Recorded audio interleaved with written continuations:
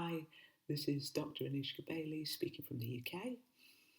Today I'd like to talk about the theory-practice divide and how that functions and how it exists within higher education and what it might mean as we move to online learning, blended learning, flexible learning, all these different sort of new formats and new systems. As we move to these, what that means for the theory practice divide and why it's important to really consider and make choices about how we situate ourselves as pedagogues, as educators, as people who support teaching and learning within the theory practice divide debate. So, what do I mean by theory practice divide? As simple as it sort of suggests, on the one hand, you have theory here, and that's all of your research and all of the concepts and all of the ideas and all of that. And on the other side here, you have the practice, the engagement, the actual doing. So theory and practice are considered in some forms, particularly in more traditional forms of research, they're considered to be quite separate.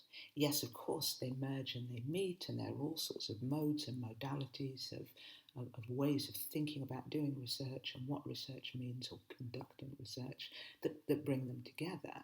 But there is this inherent sort of question about how they split, where they split, and why they split.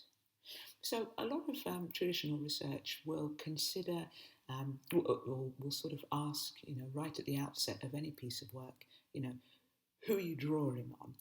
And that's very much a theory question. It's very much, what are your conceptual sources? What are your critical sources? Where are you coming from critically?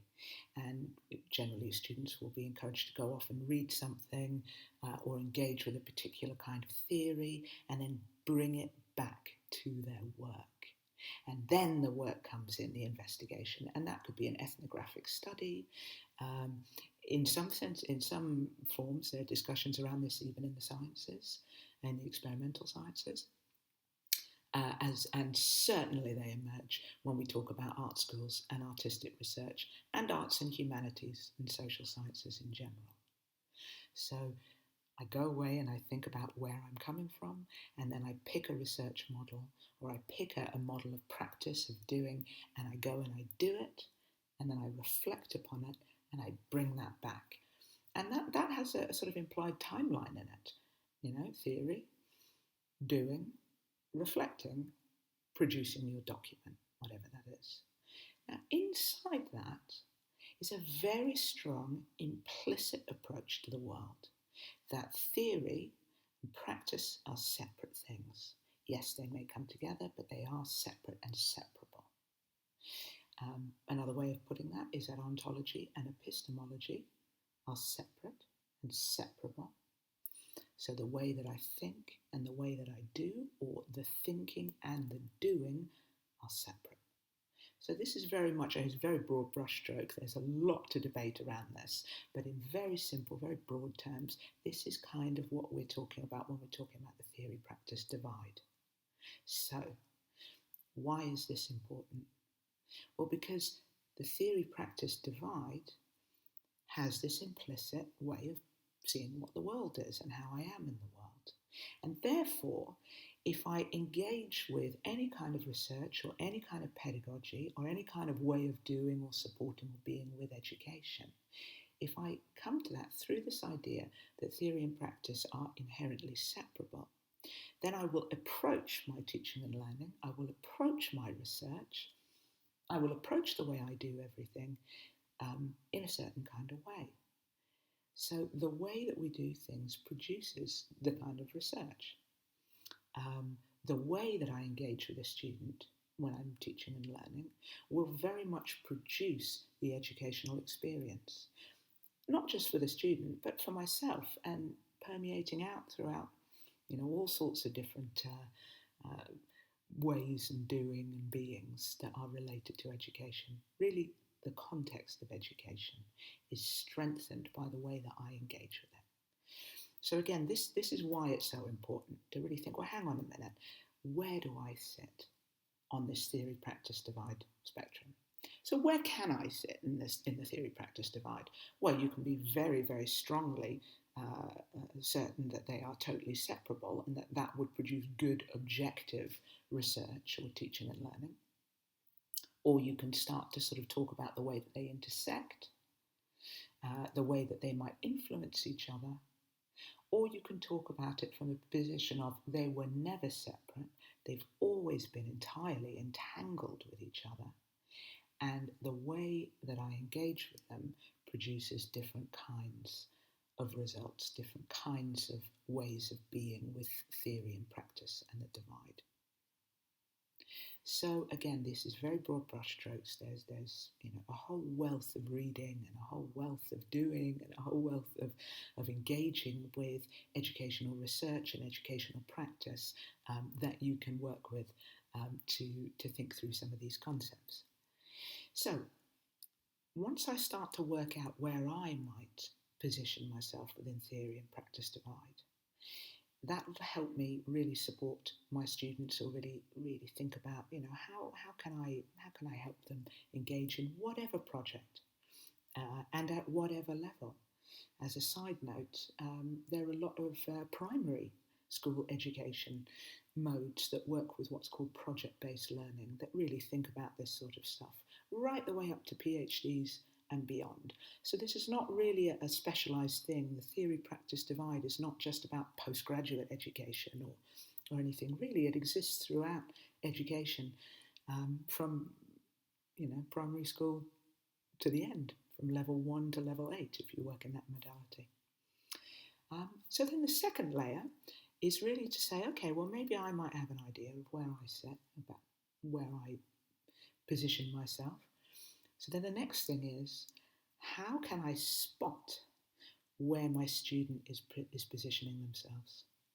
And this is really important because this is about student-centered learning, and this is about how I can work with students in a way that's relevant to them, not in a way that's just reproducing my own thoughts, getting students to become sort of echo chamber students. Where are they sitting? So then when I work that out, then I can work on modes, methods, practices and processes where I can support them to really pull out different forms of thinking and being and doing and really do the work of pedagogy. So that's the second layer. And then, of course, we've got the last layer, the third layer, which is of vital importance now, which is sort of goes something like this. I know where I am. That may change, but I know where I am today. I think I have an idea of how I can spot where my students are in the theory-practice divide and what might help them to really bring out new thinking, bring out their thinking, their practice. And then the third layer is, what does all this mean when we come face-to-face with online education? So we might have done, all this work on theory and theory-practice divides, and then suddenly we're faced with, well, what does that mean, the theory-practice divide, when the platform for learning is almost entirely digital? How on earth can I think about what it means to practice, or what practice is, when everything that I'm doing pedagogically, educationally, is happening through a virtual mode, through a digital mode? How does that change my way of thinking, doing, working with the theory-practice divide? And why is this an important question? Because it's about phenomena in the world, because it's about research in the world, because we haven't as of yet entirely uploaded ourselves into a computer. So practice takes on an extra layer of materiality. Now, I'm not saying that the material doesn't exist inside the digital. In fact, there are huge material cultures implicit inside the digital, and I will do another talk on this in upcoming weeks and months, the material and the digital.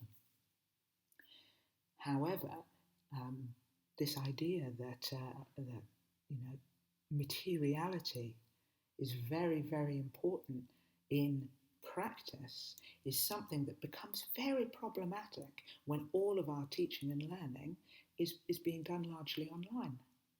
So we really need to think about where we situate ourselves in the first place before we can start creating pedagogic modes and pedagogic modalities and educational systems and ways of doing research and ways of thinking that take place online in blended modes and in flexible modes. Getting that right, so to speak, by which I mean taking a position, making choices, making our own modes, is of vital significance as we move into further digitalisation of education. The theory-practice divide is absolutely crucial when it comes to thinking about what the world is, and whatever subject that you're coming from, whether you're in sciences, arts and humanities, or arts practice-based work, the theory-practice divide really goes right to the heart of the phenomena of what it is that we're doing when we do research. It's a political act, it's a cultural act, it's a social act, it's all very much entangled. So where I situate myself on the sort of spectrum, if you like, of the theory-practice divide, of where theory meets practice, of how they entangle, how they work together, goes right to the heart of educational research and of what it is to do education, to actually create impactful, participatory structures of education. So I hope that that's provided a few provocations for you to think about, research, discuss, practice in your own work. And as I say, I'll be creating some upcoming resources as well that further investigate this sorts of material. So thanks very much.